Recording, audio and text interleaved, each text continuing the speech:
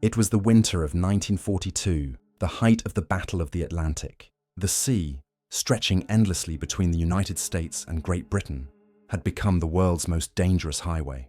Beneath its cold grey surface lurked German U-boats, waiting patiently for the silhouettes of Allied supply convoys. Yet, amidst the terror of torpedoes and storms, there emerged a different kind of fear, the kind that came with silence. Entire convoys were vanishing, not in flames or explosions, but in fog, the kind of fog that swallowed sound, light, and ships whole. Convoy operations were the backbone of the Allied war effort. Every week, dozens of merchant ships left ports in Halifax, Boston, and New York, escorted by destroyers, corvettes, and cutters. Their mission was simple: deliver supplies, ammunition, food, tanks, and aircraft to Britain's starving and embattled shores. Each convoy bore a name: HX for Halifax, SC for Slow Convoy, UGS for the Mediterranean route. By late 1942, the system had grown into a rhythm of life and death, sustained by radar, sonar, and sheer human will. On November 17, 1942, one such convoy, HX-217, left New York Harbor, 50 ships in tight formation bound for Liverpool. The sea was calm at first. Their escorts, the USS Babbitt, HMS Viscount, and several corvettes, cutting a steady path through the Atlantic swells. But as they reached the waters east of Greenland, the weather turned. Visibility dropped to zero within minutes. Radio operators noted unusual static, interference that drowned out Morse signals. "We've lost the convoy," one escort commander logged in his diary. Nothing but fog, and the sense that something is out there.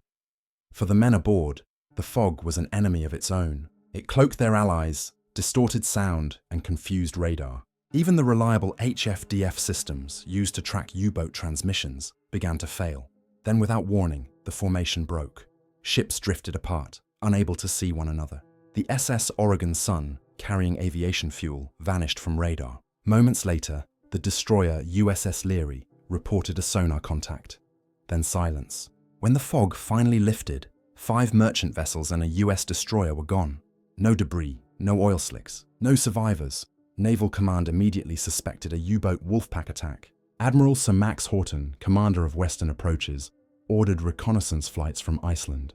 But German records recovered after the war tell a different story. None of the U-boats operating in the area that night, U-613, U-521, and U-186, reported any confirmed hits. In fact, U-613's logbook, later captured by Allied intelligence, describes dense fog conditions and malfunctioning navigational instruments. Even the hunters had lost their bearings. So what happened to convoy HX-217? The simplest theory points to navigational disarray, that the convoy scattered, some ships colliding or drifting off course. Yet that doesn't explain the total absence of wreckage. The North Atlantic, even when unforgiving, always gives something back. A lifeboat, a flare, an oil sheen. But this time, it didn't. The sea stayed silent. One surviving sailor from a nearby convoy, HX-218, recalled seeing a faint glow through the fog, like fire underwater, then nothing. His account was dismissed as fatigue-induced hallucination. But others, radio operators in Reykjavik and Newfoundland, reported strange intermittent signals that same night, faint SOS transmissions that abruptly ceased mid-code. By December, Allied Command classified the incident as operational loss under unknown conditions. Families were told their loved ones were presumed lost at sea. The records were sealed, and the convoy's name faded into obscurity. Another casualty of a brutal, endless ocean war. But for those who studied the case years later, the details never added up. The reports of radio interference, the simultaneous radar failure, the lack of enemy confirmation. Today, historians reviewing declassified documents see HX-217 as the first in a chain of maritime mysteries that defy conventional explanation. Not in the sense of the supernatural, but in the strange confluence of fog, electromagnetic distortion, and human error that mark the Atlantic War. As one naval historian put it, the ocean had many enemies: the U-boat, the storm, and perhaps the fog itself. The official log of HX-217 ends with a single sentence, written by an unnamed officer in the Western Approaches Command. Convoy last sighted entering fog. Position 59° N, 28° W. All contact lost, cause unknown. As the Atlantic calmed once more, the sea seemed to erase every trace of what had happened. But it would not be the last time American ships disappeared into the mist, not by enemy hands, but by something far less understood. Next time, the pattern would repeat. A different convoy, a new route, the same vanishing fog. February 1943. The war in the Atlantic was reaching its fever pitch. The Allies had begun to gain the upper hand through better sonar, radar, and intelligence. Yet for all their advancements, the ocean remained a place of ghosts. Convoy SC-121, a slow-moving line of 59 merchant ships and 8 escorts, departed New York on February 23rd, bound once again for Liverpool. Its mission was vital to deliver steel, ammunition, and food supplies to Britain's exhausted industrial hubs. But in the vast grey emptiness of the North Atlantic, this convoy would become another chapter in the growing enigma of ships that simply vanished. The first days of the voyage were uneventful. The men of the convoy faced the familiar monotony, endless sea, mechanical droning, and the cold that crept into their bones. Commander Robert P. Briscoe of the USS Greer, one of the escorts, noted in his log, "Fog on the horizon, barometer dropping fast, expecting heavy weather ahead."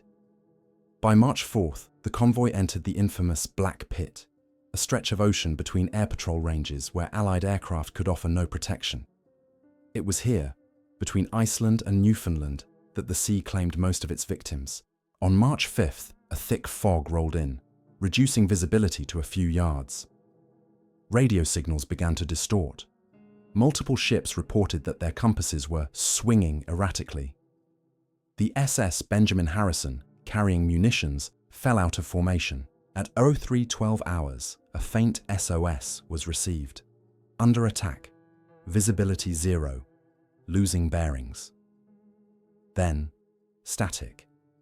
When escorts attempted to locate her, sonar screens displayed nothing but distortion, as if the ocean itself was humming. For the next 48 hours, chaos reigned. Ships collided in the fog. Some fired blindly at phantom radar echoes, believing them to be U-boats.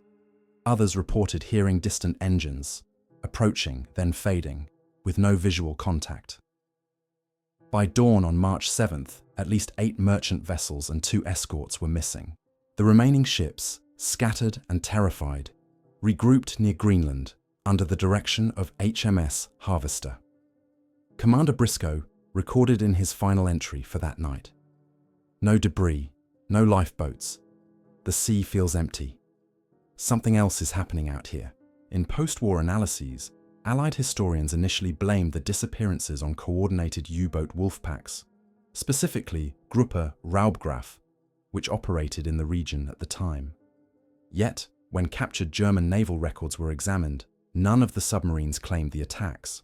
U-405, U-600 and U-229 all reported poor visibility and navigational interference during those same nights. One U-boat commander, Captain Lieutenant Siegfried Strelo, described abnormal magnetic readings and dense fog that interfered with instruments. His diary, found after the war, mentioned something more haunting. The ocean was silent. No sound of screws, no sonar pings, just the hum of the deep. The fog that swallowed SC-121 was not unusual for March, but the total erasure of ships was. No wreckage was ever recovered, despite extensive aerial searches conducted by RAF Coastal Command. Debris fields were usually the only certainty in Atlantic warfare. But here, there were none. It was as if the ships had been erased from existence. Families received terse telegrams. Ship lost at sea. Cause unknown. Years later, naval meteorologists reviewed weather patterns for that week. A rare convergence of cold Arctic air and warm Gulf currents created a low-pressure anomaly that spanned nearly 400 miles, a natural trap for fog and electromagnetic distortion. Could it have disrupted compasses, radios, and radar simultaneously? Possibly. Yet that still didn't explain why no trace of steel or oil ever resurfaced. The records of the convoy remained incomplete, with several shiplogs missing from the archives entirely. An unnamed officer in the British Admiralty wrote in a declassified memorandum from 1946. Convoy SC-121 bears resemblance to previous incident HX-2117. Recommend analysis of fog interference patterns. Suggests suppression from public record due to morale concerns. It was clear even to those in command that something systematic was unfolding, a pattern of disappearances tied to atmospheric conditions and possibly experimental technology. In later years, conspiracy-minded historians speculated that some of these convoys may have been diverted under secret orders, perhaps to deliver advanced radar or encryption equipment, but no evidence ever surfaced. What remains is the official version. Convoy SC-121, lost in fog, presumed sunk by enemy action, despite no enemy claiming the victory. The mystery deepened when, months later, a single lifeboat was discovered drifting near the Faroe Islands. It was empty, half flooded, its paint scorched. Inside, investigators found a single, waterlogged logbook with one legible line. Fog growing thicker, compass spinning, hearing ship's bell where no ship should be. That was the last trace of SC-121, a ghost fleet adrift in history. And while the Allies pressed onward, pushing ever closer to victory, whispers spread among sailors. When the fog closes in, stay close to the escorts, or risk joining the convoys that vanished without a sound. As 1943 wore on, those whispers would only grow louder. The Atlantic fog had become more than weather. It was an omen. And soon, another convoy would test its depths near the Azores, under skies just as grey and just as unforgiving. August 1943. The Allied tide was turning in Europe and North Africa. The invasion of Sicily was underway, and supply convoys were the arteries keeping the campaign alive. Yet for every successful crossing, the Atlantic demanded its price. Among the many fleets dispatched that summer, one convoy, UGS-27, would enter the record as another unsolved wartime disappearance. It departed from Hampton Roads, Virginia, bound for Bizerte, Tunisia, with 70 merchant ships escorted by destroyers and aircraft from the US Navy's Atlantic Fleet. Its task was clear: deliver fuel, vehicles, and ammunition to sustain the North African push. What happened en route remains one of the most perplexing maritime mysteries of the Second World War. For days, the voyage proceeded routinely. The convoy stretched for miles, moving in precise formation. Escorts like USS Somers, USS Moffat, and the British destroyer HMS Badsworth maintained tight sonar patrols, listening for any trace of the ever-persistent U-boats. The Mediterranean was still dangerous, but intelligence suggested a temporary lull in German submarine operations. Then came August 15th. As the convoy approached the Azores, weather reports predicted light fog, low wind. Within hours, it became something else entirely. At 2300 hours, a dense rolling fog bank descended upon the sea. Visibility dropped to nothing. The USS Somers reported losing radar contact with half the convoy. "We can hear their screws," one officer wrote, "but they sound distant and hollow." Compasses began to deviate wildly. Merchant captains tried to keep course using the convoy lights ahead, but soon even those disappeared. At WWII 17 hours, a radio operator aboard the SS Fairfield City transmitted a brief message. Engines down, light on the horizon, unidentified, then silence. When dawn came, 17 ships were missing. Entire sections of the convoy had vanished between one radar sweep and the next. No explosions, no SOS, no sightings. Search aircraft were dispatched from Leigis Field onto Sarah Island, but they found nothing. No debris, no lifeboats, not even oil traces. It was as if the Atlantic had chosen, again, to erase its witnesses. The immediate suspicion was U-boat activity. The German Kriegsmarine's records list several submarines operating in the area: U-591WA, U-653WA, and U-23, but none reported engagement. The war diary of U-653, captured after the war, noted something strange on the same night. No targets detected, instruments unreliable, fog thick as wool, magnetic compass erratic. German sonar operators also noted radio noise, interference, similar to what Allied ships had reported months earlier in the North Atlantic.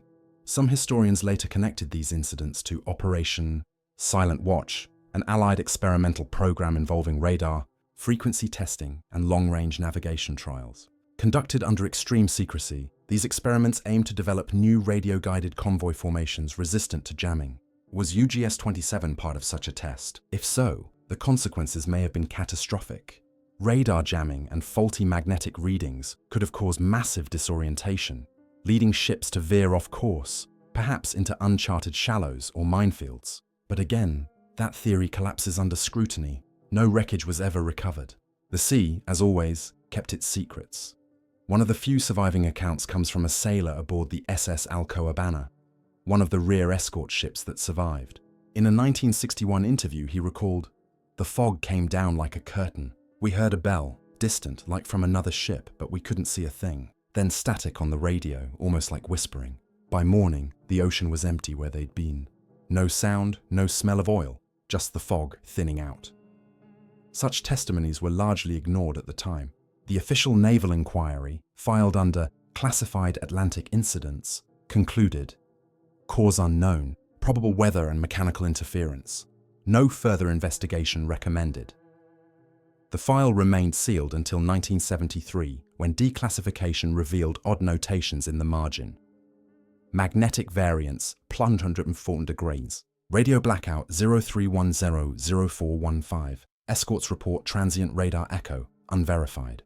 Meteorological experts later suggested that the fog over the Azores that week might have been a supercooled vapor mass, capable of causing severe static discharge and radar reflection. Under such conditions, ships could easily misread signals or even mistake their own echoes as others. But that still did not account for the sheer number lost, or the total absence of physical evidence. In the decades following the war, amateur researchers scoured naval archives and local fishing records, hoping to trace any remains of UGS-27. Nothing was ever found. Even sonar mapping of the area, conducted by Portuguese oceanographers in the 1990s, revealed no sign of wreckage within the expected drift zones. The seafloor was barren. As the historical record stands, convoy UGS-27 simply ceased to exist on the night of August 15, 1943. Its disappearance joined those of HX-217 and SC-121, three separate convoys, three different routes, one haunting similarity: heavy fog, radio interference, and the vanishing of ships without trace. The US Navy closed the file quietly. Yet among sailors and historians, UGS-27 became legend, the convoy that sailed into the fog and never came out. As the war continued and Allied technology advanced, command could no longer ignore the pattern. By 1944, a classified task group would be created to uncover the truth behind these incidents, a program codenamed Operation Silent Watch. What they discovered in the Atlantic over the next year would shake even the most seasoned officers and deepen the mystery that began with ships swallowed whole by fog. By early 1944, whispers within the Allied Naval Command had grown too persistent to ignore. Three convoys, HX-217, SC-121, and UGS-27, had vanished in similar conditions, each time under thick fog and inexplicable instrument failure. The disappearances had sown unease among sailors and skepticism in the ranks. Admiral Ernest J. King, Chief of Naval Operations, authorized a covert investigation codenamed Operation Silent Watch. Its mission: determine whether these vanishings were the result of enemy action, natural phenomena, or something far more complex, something that defied the established understanding of naval warfare.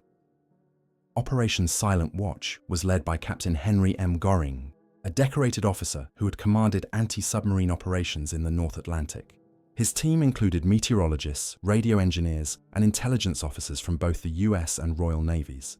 They were stationed at Argentia, Newfoundland, a lonely, windswept base that had seen countless convoys depart into fog and never return. From there, Goring organized experimental escort groups equipped with advanced sonar, high-frequency radar, and new magnetic compasses insulated against interference. In February 1944, their first test mission was launched. The convoy, codenamed White Line, comprised 8 ships carrying decoy cargo to simulate a standard supply run. It sailed north of the Azores, retracing the route of UGS-27. For 2 days the weather was clear, but on the third, fog rolled in once more. Logs show that all systems began malfunctioning simultaneously: radar flickering, sonar distortion, even mechanical compasses spinning aimlessly. Yet this time the escorts were ready. The USS Turner recorded all radio frequencies during the incident, capturing bursts of static punctuated by rhythmic pulses. The pattern repeated every 43 seconds before abruptly ceasing. The fog dispersed within hours, and White Line emerged intact. But the phenomenon was undeniable. The recorded signals, an erratic sequence of low-frequency pulses, didn't match any known transmission pattern, German or Allied. Engineers suspected natural interference, perhaps caused by magnetic storms or atmospheric ionization. Still, the pattern's precision troubled Göringer. In his debrief to Admiral King, he wrote, "It is unlikely these distortions are random. There is structure, intention even, though the source remains unidentified." At the same time, intelligence officers discovered oddities in wartime communication logs. Multiple convoys reported momentary loss of HFDF direction finding, often accompanied by electrical buzzing in headsets. In one instance, a sailor aboard HMS, and Dianthus described it as like listening to Morse through a storm. Only, the storm is inside the radio. These anomalies correlated precisely with weather records of heavy fog formation zones across the North Atlantic. But not all within command welcomed Göringer's findings. The British Admiralty feared the data could undermine morale among merchant fleets already stretched thin. Officially, Operation Silent Watch remained classified as a navigation reliability study. Unofficially, it became a hunt for a pattern, one that seemed to suggest the fog itself was not a simple meteorological hazard, but a trigger for cascading technological failure. In March 1944, tragedy struck again. Convoy HX-301, carrying critical munitions for the Normandy buildup, vanished with 6 of its escort ships in the Labrador Sea. Once more, reports spoke of heavy fog, compass error, and sudden loss of communication. When visibility returned, nothing remained but a solitary lifeboat, empty, overturned, its wood scorched. On its side, investigators noted faint black streaks, as though magnetized soot had fused into the paint. Samples were taken and later destroyed under unknown circumstances. Captain Göring, reviewing the case, wrote in his private log, "Pattern consistent, magnetic interference severe. Recommend suspension of transatlantic operations through affected latitudes until cause determined." His recommendation was ignored. The war could not pause for mysteries. Supplies had to move, fog or no fog. Modern historians, examining declassified fragments of Silent Watch files, found chilling details buried in appendices, references to radar echo inversion, signal self-return, and displacement within radio horizon. While the technical language remains obscure, the implication was clear. Allied scientists believed certain atmospheric conditions could create zones of electromagnetic distortion strong enough to blind radar and scramble instruments. Ships entering such zones might lose orientation entirely, drifting off course or colliding without trace. The theory explains some losses, but not all. No debris, no transmissions beyond those brief, haunting signals. By April 1944, the phenomenon's reach appeared to widen. Smaller patrol groups off Nova Scotia began reporting similar disruptions. One destroyer, USS Reuben James II, described seeing a phantom contact on radar that mirrored its own movements. Minutes later, its radar went dark, and its crew heard what they called metallic ringing, echoing from the fog. When the signal returned, the contact had vanished. Operation Silent Watch continued through the spring, gathering fragments of data but no clear answers. Göringer's final report to Washington was terse. "The fog is not the enemy, but the messenger. It carries something we have yet to name." Officially, the report was buried within post-war archives. Unofficially, it marked the end of the investigation. The Allied command, focused on D-Day preparations, shut down Silent Watch and diverted resources elsewhere. The fog once again slipped from scrutiny into legend. Yet for those who served in the North Atlantic, the legend endured. They spoke of the grey walls that swallowed entire convoys, the radio static that came before silence, and the haunting idea that something in the air, something unseen, was claiming ships one by one.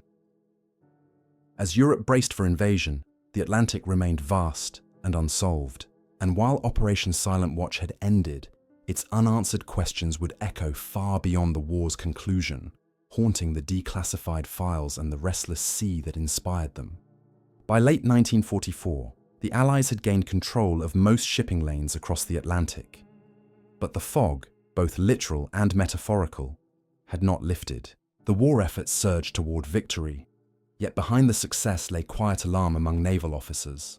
Convoy losses attributed to weather interference continued, and even as the enemy U-boats fell silent, ships still went missing under circumstances too strange to explain.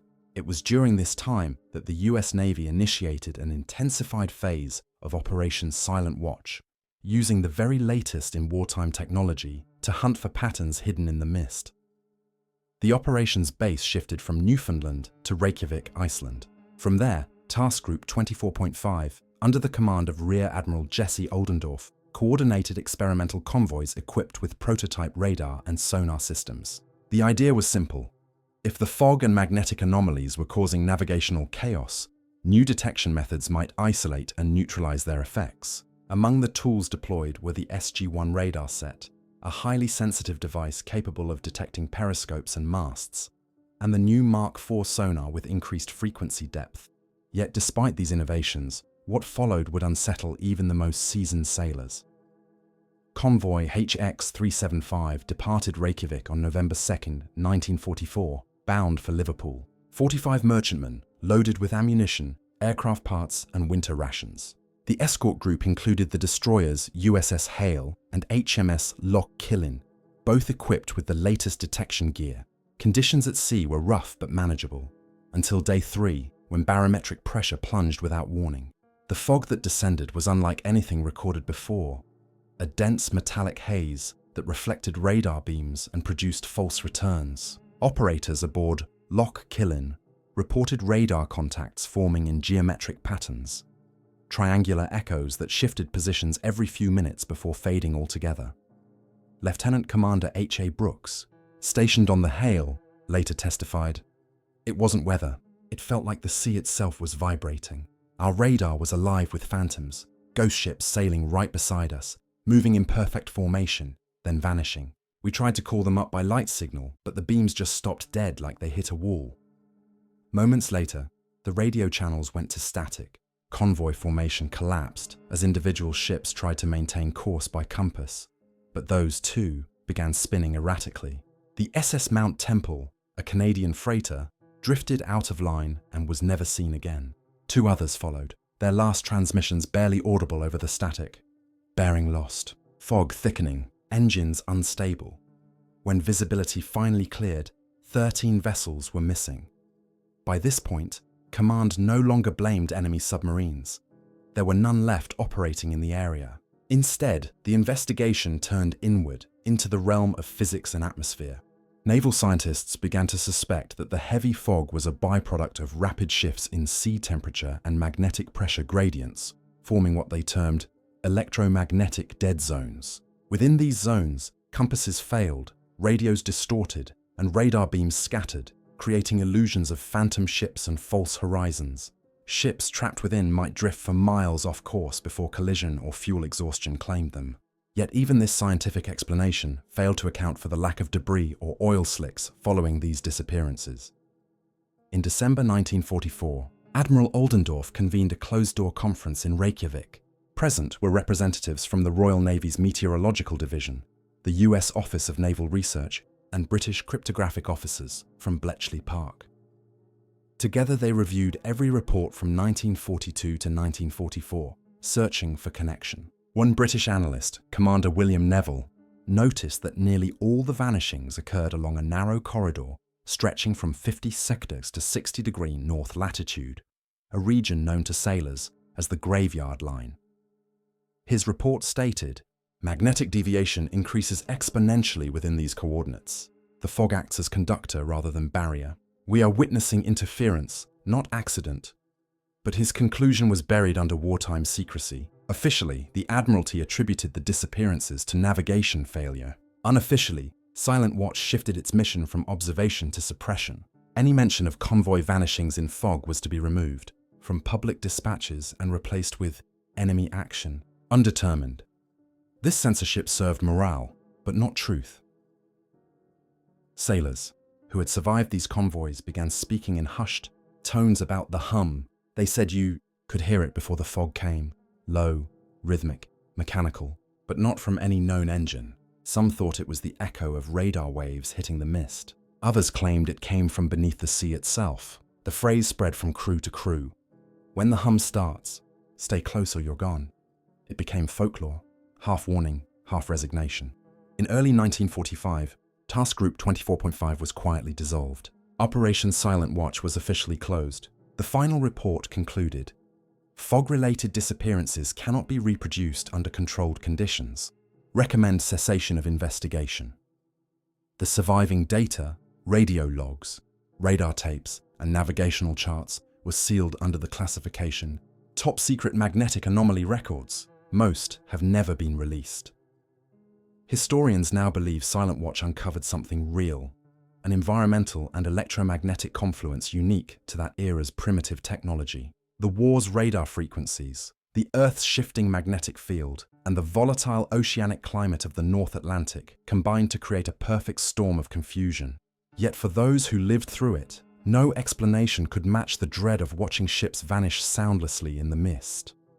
As the war drew to a close and victory seemed certain, the Atlantic remained haunted by silence. The convoys that vanished in fog were never commemorated on battle maps or memorial walls. They were casualties of the ocean itself, erased not by fire or steel, but by nature's quietest weapon, the fog. And still, questions lingered. If the fog could blind ships and twist instruments, could it also hide something more? Something deliberately kept secret? As peace approached, a final convoy would disappear, one carrying documents so sensitive that even its name was redacted from official history. That final loss in 1945 would close the story and deepen the mystery forever. The war in Europe was nearing its end. It was April 1945, and across the Atlantic, Allied convoys continued their steady march toward victory.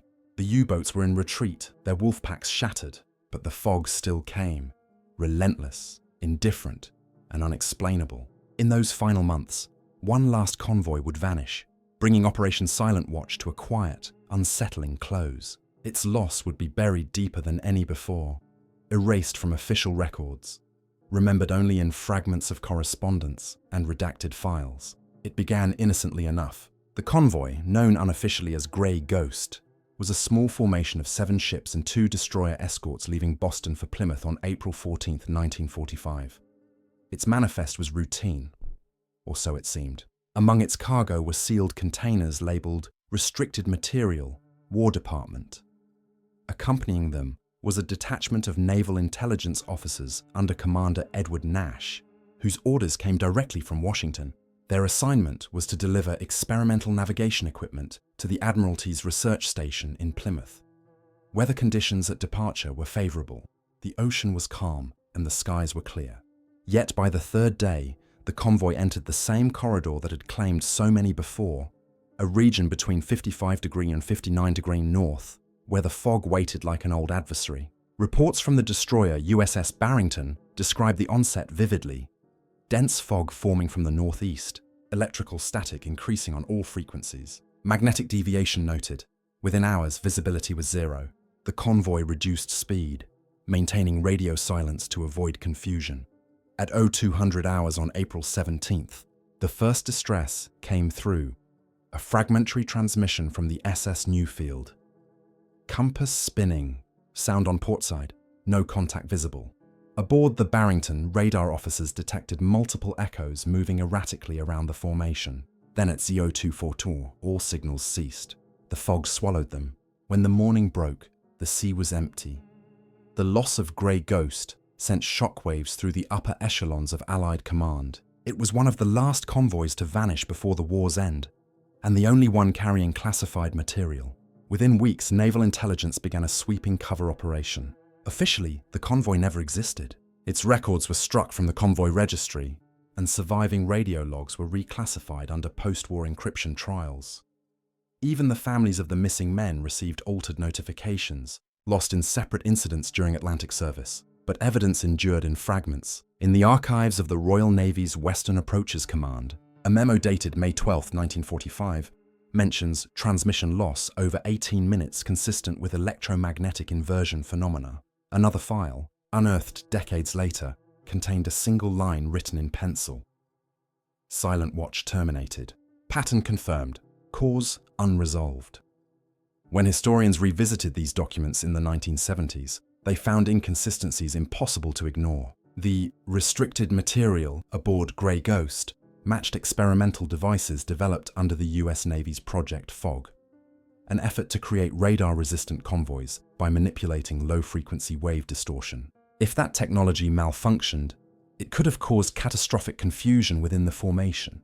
Some researchers believe the convoy may have become trapped within its own interference field, blinding its instruments and sending the ships far off course, perhaps into the frigid Labrador currents, where they succumbed without trace. Others suspect something more deliberate. Operation Silent Watch files suggest certain vanishings coincided with routes later used by secret transport missions, including the movement of captured German technology near the war's end. Was Grey Ghost one such mission, erased to conceal its cargo, or was it simply the final victim of the North Atlantic's merciless conditions? No conclusion has ever been reached. Post-war salvage operations, aided by sonar mapping in the 1960s and 1980s, revealed no wreckage within 300 nautical miles of the last known coordinates. Even the ocean floor seemed unwilling to yield evidence. For decades afterward, veterans of the North Atlantic convoys spoke of the fog with reverence and fear. Some called it the living sea. Others refused to discuss it at all. One survivor of a nearby convoy recalled hearing faint distress calls on an open frequency the night Grey Ghost disappeared. It was like an echo, he said in a 1978 interview, repeating itself every minute, the same word, over and over. Couldn't make it out except maybe steady or ready. Then nothing. By the time the war's final reports were compiled, Operation Silent Watch had been dissolved and its findings sealed for 50 years. When portions were declassified in the early 2000s, they offered only silence, entire sections redacted, pages missing, and phrases obscured by black ink. The final line of the summary remains legible, though, written in the stark language of officialdom. All incidents within fog-affected convoy routes concluded. Total losses, 83 vessels. Cause, environmental, unconfirmed. No further inquiry recommended. And so the story of the vanished convoys ended as it began. In uncertainty, no wrecks, no bodies, only questions and the weight of what the sea chose to keep. Today, maritime historians and oceanographers still study those coordinates, searching for clues beneath miles of cold Atlantic water. The sonar scans reveal strange formations, sometimes mistaken for wreckage, but the ocean always reclaims the evidence. In the end, what remains is a legacy of silence, a reminder that even in an age of war machines, radar, and radio, nature could still erase an entire fleet with nothing more than a wall of fog. The US Navy called it an anomaly, sailors called it a curse, but to history, it is simply one of the last great unsolved mysteries of World War II, the 5 most mysterious US convoys that vanished in fog, swallowed by the Atlantic and by time itself.